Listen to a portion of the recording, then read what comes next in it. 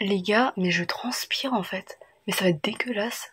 J'espère que ça vous dégoûte pas, mais il fait chaud. J'ai pas de clim moi.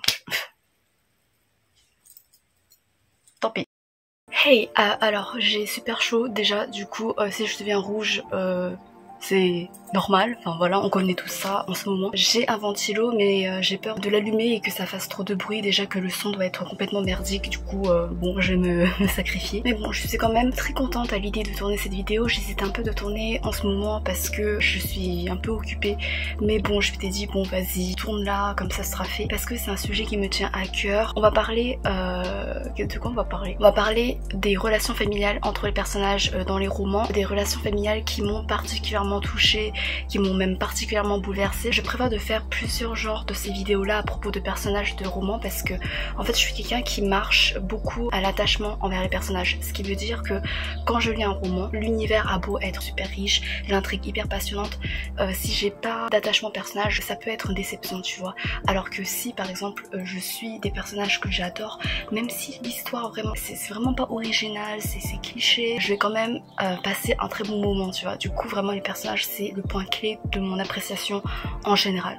Et en fait au sein des personnages, ce qui me touche en dehors de leur développement personnel, ce sont les relations. Alors les relations amoureuses, je ferai sûrement une vidéo dessus, mais il y aura peut-être pas vraiment de matière à dire parce que je pense à des histoires d'amour qui m'ont touchée et j'en vois moins de 5 alors que je lis quand même pas mal de romans, mais je vous jure je suis tellement insensible à ce genre de choses la plupart du temps que bref voilà. Par contre ce qui me rend mais extrêmement fragile, mais genre hyper facilement, c'est les amitiés et les relations familiales. Mais genre ça peut être des petits bouts de moments juste de tendresse mais vraiment banal pour les gens, mais moi ça me fait fondre en larmes, mais j'exagère pas. C'est pour ça que pour moi c'était intéressant de faire cette vidéo parce que j'adore partager ce qui me passionne, et vraiment le thème de la famille dans les romans c'est fort, parce qu'en fait dans les romans on montre souvent l'amour romantique comme le sentiment le plus fort, comme le sentiment le plus accompli pour le développement des personnages et tout. Moi c'est en tout cas ce que je ressens. Je trouve qu'on néglige pas mal l'importance de l'amitié et de la famille, alors que pour moi l'amitié c'est quelque chose de beaucoup plus complexe que la romance pour moi. Genre garder une amitié malgré toutes les adversités, malgré toutes les différences, et c'est quelque chose que on célèbre je trouve pas assez encore dans les romans, qu'on met pas assez en avant. Et pareil pour la famille, pour diverses raisons. Je pars dans tous les sens alors que cette vidéo va durer sûrement très longtemps. Alors en fait j'ai fait une catégorie de mention spéciale. C'est une catégorie de relations voilà qui m'ont très attendrie, mais je sais pas si c'est des coups de cœur, si c'est des petits coups de cœur aussi, mais voilà c'est pas aussi fort que le reste, mais c'est quand même très puissant parce qu'ils m'ont vraiment fait vivre beaucoup d'émotions et de tendresse, et voilà je les adore. Tout d'abord il y a dans Steam Sailors, là c'est le tome 3, la relation entre Prudence et Gareth. Alors en fait je peux mettre la relation entre Prudence et tout l'équipage de pirates, parce qu'en gros Prudence c'est une jeune fille qui va être kidnappée par un équipage de pirates, tout ce qu'il y a de plus banal, qui tue, qui pille, qui vole, qui pique, qui vole, c'est pareil. Bref, Prudence, bon, elle se fait kidnapper dans un premier temps, mais elle va quand même s'attacher à cet équipage, elle va trouver sa place dedans, et elle va être une membre à part entière qui est respectée, qui est appréciée à sa juste valeur comparée à dans son ancien environnement social. Et du coup, elle devient un peu la petite sœur, elle s'occupe d'eux aussi, mais eux aussi s'occupent d'elle, et genre c'est trop choupi. Franchement, le tome 1, ça a été limite un coup de cœur au niveau des personnages, enfin ouais, c'était même un coup de cœur au niveau des personnages, parce que j'ai adoré suivre cette dynamique féminine au sein du groupe un peu dysfonctionnel en quelque sorte. Et franchement ça m'a tellement fait fondre en fait, et en particulier la relation entre Prudence et Gareth.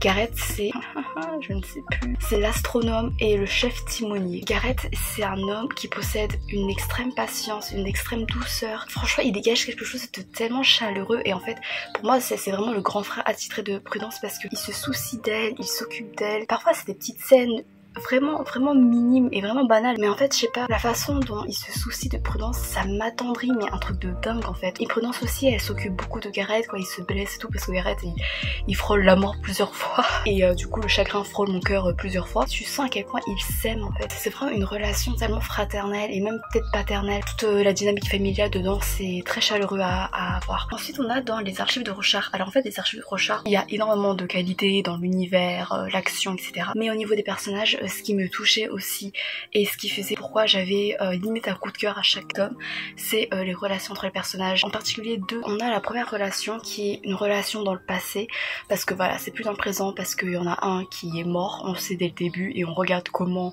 il en est arrivé là, comment il en est arrivé à mourir. Tu sais, ce mécanisme où l'auteur t'annonce la mort d'un personnage et tu retournes dans le passé pour voir comment il est mort. Merci le sadisme, enfin c'est juste horrible. Et dedans, il s'agit de Kaladin et son frère qui s'appelle... Alors je crois qu'il s'appelle Tien, qui est son petit frère. On assiste à comment en fait Kaladin va participer à la guerre, comment elle va se faire cette réputation et comment il va finir en esclave. Et du coup en fait son passé il apparaît avec Tien et c'est horrible parce qu'en fait Tien c'est un petit garçon qui est très pur. Il y a un moment vraiment minime, je sais pas si c'est du spoil parce que c'est vraiment un moment mais banal, mais moi c'est le moment qui m'a le plus marqué. T'as Kaladin qui se fait défoncer dans le passé là, il est frustré, il est par terre là. Et en fait Tien lui il adore les cailloux, il adore les pierres, en fait il trouve une certaine merveille dans eux qui nous échappe, tu vois, mais pour lui, je sais pas, il est fasciné par eux. Quand il voit Kaladin comme ça, genre il s'approche de lui discrètement et il lui met une pierre à côté de lui, genre il lui offre une pierre. Et quand Kaladin lui dit putain mais qu'est-ce que tu fous là, t'as Tien qui se contente de sourire et qui se barre en courant. Et je sais pas, juste... Je trouve cette scène tellement pure, le fait qu'il se soucie en quelque sorte de Kaladin sans passer à travers les mots en fait, mais à travers des gestes, à travers son petit sourire, et le fait qu'il s'enfuit comme ça, en souriant, je sais pas, comme une petite souris maligne, je sais pas, je trouvais ça trop mignon. Voilà, vous devez me prendre pour une fragile, mais voilà, c'est le genre de truc qui me touche. Tu vois à quel point sa mort impacte psychologiquement Kaladin tout le long de la série. Ça a été une des raisons de sa profonde dépression encore maintenant, et du coup je trouve que c'est très fort parce qu'à chaque fois qu'il mentionne Tien, à chaque fois qu'il mentionne son regret d'avoir pas pu empêcher sa mort et tout, c'est dévastateur et c'est très éprouvant. La scène de sa mort est juste horrible, enfin, surtout la réaction de Kaladin en fait, et bref, c'est horrible. Et dans cette saga-là, on a aussi Dalinar qui est l'un des autres protagonistes avec ses deux fils, Adoline, je sais pas, et Ronarin.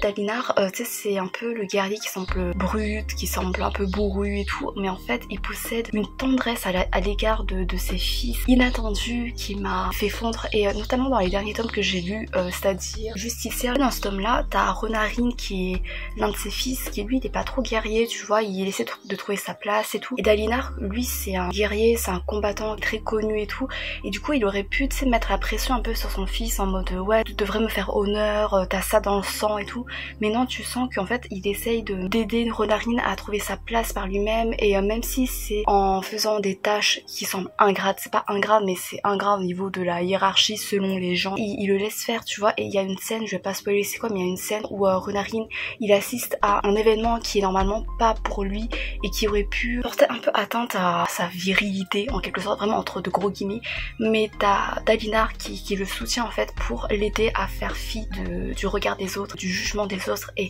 c'est quelque chose que, je sais pas, ça m'a tellement touchée, vraiment. Dalinar, je l'adore en fait parce que il est extrêmement génial comme personnage et il m'a vraiment touchée par son sens paternel. Et voilà. Dans Percy Jackson, je voulais parler, attends, je sais pas si ça spoil, parce que tu vois Nico, déjà il apparaît même pas dans le tome 1, il apparaît dans le tome 3, mais en fait Nico, pendant tout le tome 3, il y a un mystère sur son lien de parenté divin. On sait pas c'est qui son parent divin, et du coup je sais pas si c'est du spoil en disant c'est qui son parent, parce que en fait c'est tellement connu depuis des années, genre tu sais c'est un truc iconique, c'est limite aussi iconique que Persée et Poséidon, enfin tu vois il y a plus de mystère, du coup je sais pas. Bref, j'ai quand même Nico et son parent divin. Le parent divin il a pas tout de suite accepté Nico, il lui faisait se sentir très inférieur comparé à d'autres sans mêler, limite il renie un peu ce lien de parenté, il était vraiment très dur dans ses paroles, et petit à petit ce parent là voit que Nico fait ses preuves, devient un héros, mais genre pour moi c'est le plus grand des héros dans Percy Jackson, genre incontestablement. Ce gamin a commis des trucs, on dirait j'ai dit des crimes, tu sais quand tu dis commettre, non, ce gamin a fait des trucs mais t'étais en mode mais mec, mais c'est incroyable le nombre de fois où il s'est sacrifié en quelque sorte pour sauver les autres alors que les autres s'en foutaient un peu de lui ou quoi, mais genre bref, du coup ce parent prend compte de à quel point elle a la chance d'avoir un fils comme ce gamin, et du coup bah finit par accepter petit à petit Nico et à le reconnaître à sa juste valeur et à se soucier réellement de lui, mais vraiment comme un vrai parent en fait. Tu vois à quel point ce parent veut que Nico soit heureux, qu'il meure pas trop tôt, contrairement à pas mal de s'en mêler. Il est maladroit, il est pas habitué à montrer, tu vois, sa tendresse, son amour et tout. Du coup, il le fait à travers des petits gestes, c'est maladroit, c'est what the fuck, mais c'est trop mignon. Genre, il lui offre des cadeaux, il y a un cadeau, t'es en mode waouh, ok, d'accord, mais tu sens qu'en vrai, c'est épique de la part de ce parent. Ensuite, on va passer au top du top, voilà, ça va durer longtemps, je suis désolée. En plus, je suis fatiguée là et j'ai chaud et il faut aller voter aujourd'hui.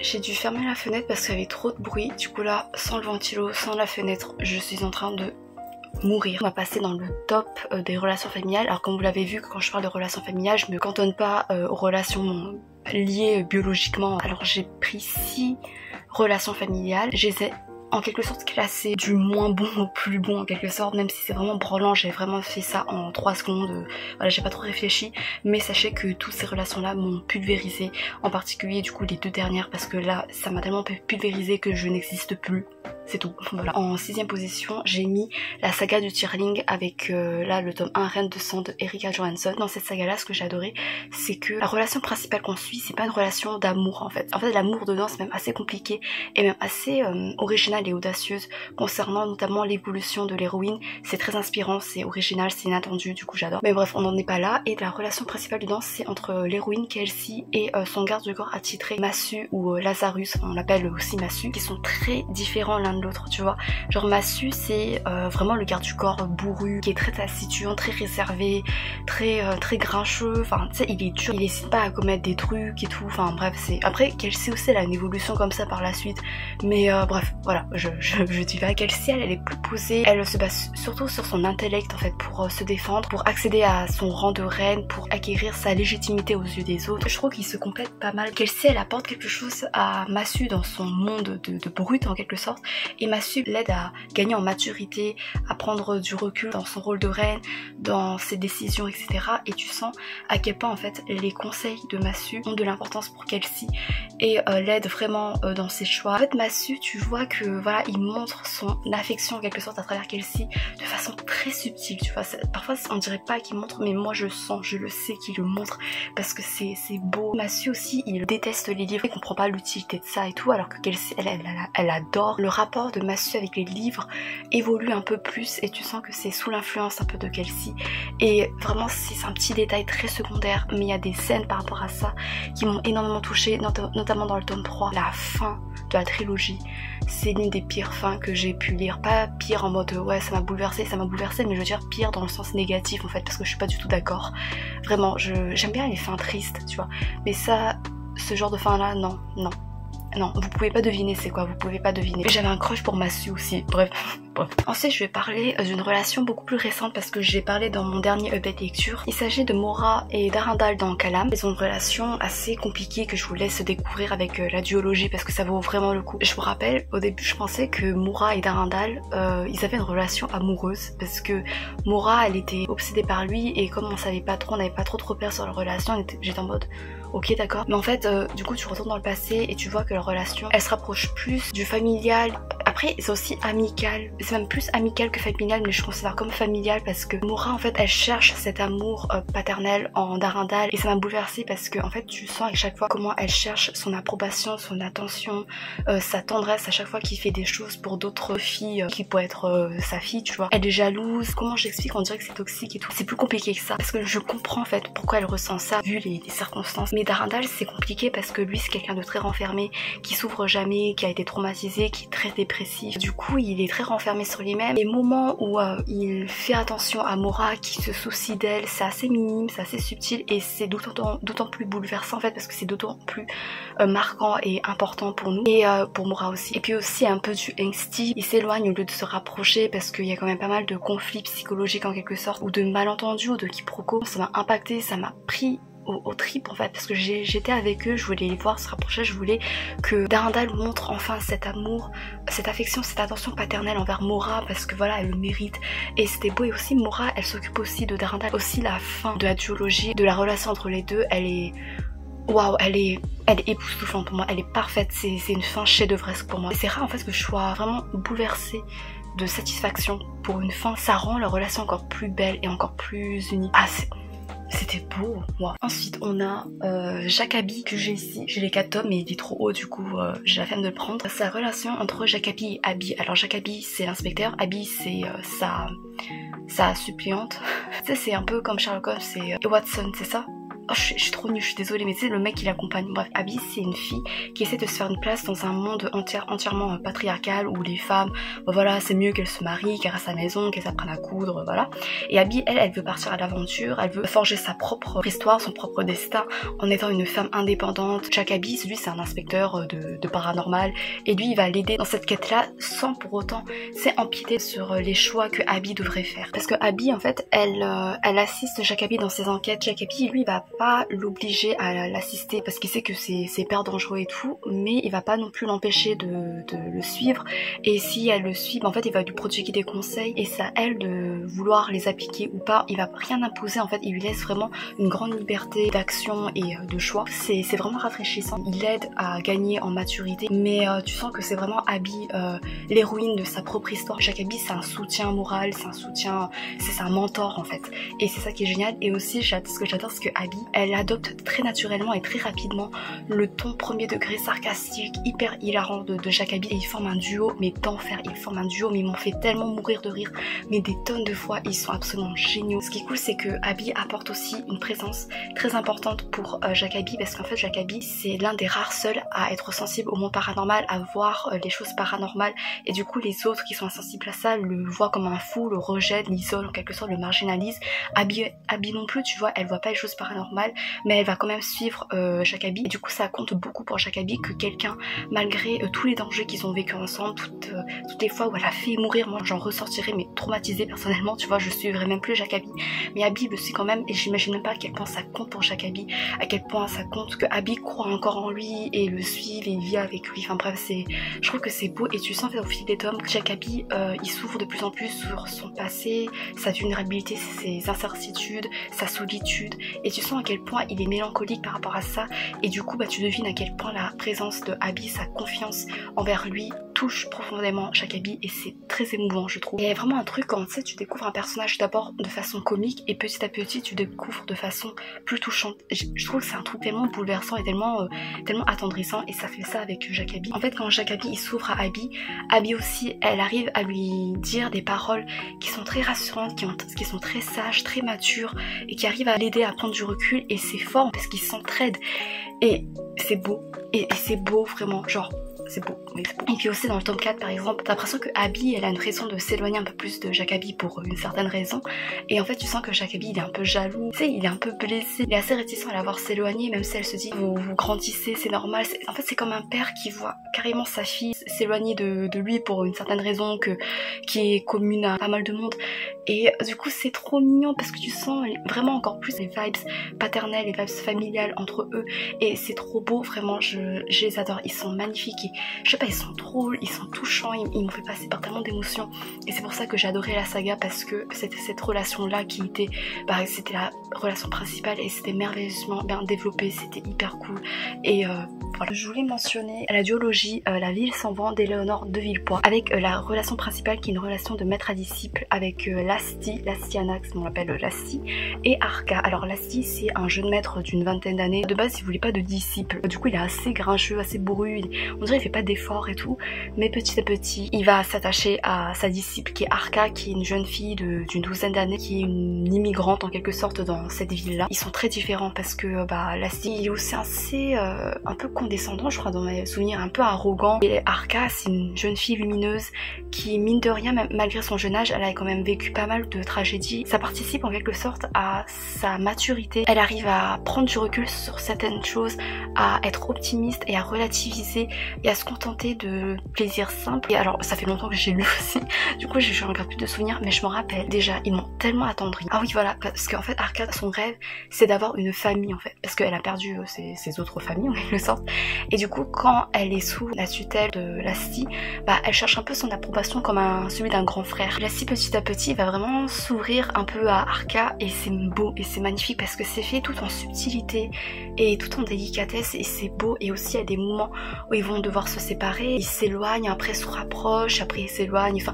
il y a beaucoup de moments ainsi qui m'ont tellement fait chialer à la fin du tome 1, à la fin du tome 2 aussi. Il y a des choses qui m'ont fait chialer pour diverses raisons parce que je les adore, il y a plein de choses, ils m'ont fait angoisser ou quoi, et c'est beau parce que je suis passée par tellement d'émotions. Il faut lire cette duologie. En dehors de cette relation, tout est bon, l'intrigue, l'univers, l'action, les autres personnages, tout est bien, l'atmosphère aussi qui gagne en maturité et en gravité, c'est magnifique. Mais bref, la relation entre Lassie et Arca, j'ai adoré, ils m'ont fait passer mais vraiment par toutes les émotions, et genre vraiment j'ai eu toutes les émotions, c'est bon, à part le dégoût, tu sais, les sentiments négatifs, vraiment négatifs, mais quand même il y avait l'angoisse, le stress, la tristesse et tout, bon, bref c'était magnifique. Ensuite en avant-dernier, alors j'hésitais à le mettre en top 1 ou pas, mais je mettrai en top 2, mais franchement c'est quand même la relation dans cette vidéo qui m'a le plus détruite, incontestablement, c'est ouais.